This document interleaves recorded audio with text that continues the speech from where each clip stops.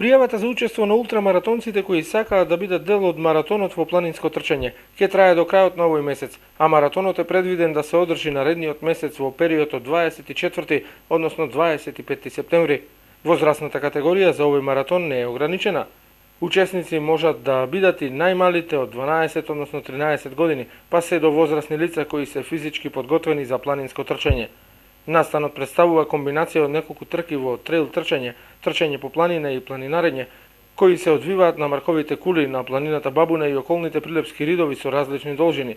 Крали Марко Трейлс представува уникатен спортско-рекреативен настан на кој може да учествува буквално секој.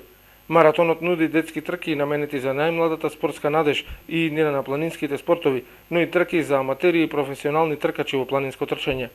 И годинава на репертоарот ќе има 3 трки со различни должини и висински разлики, погодни за сите нивоа на спремност со должини од 16 и 31 км.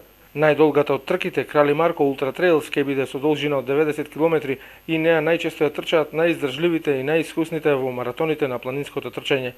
Инаку ова е 6-та година поред Прилеп да биде домаќин на единствениот и најголем интернационален настан во планинско трчање во Македонија, Крали Марко Трейлс, насловен по стапките на Крали Марко. Настанот е меѓу ретките на Балканот од ваков тип. Има меѓународен карактер и собира над 150 надпреварувачи од земјава и странство.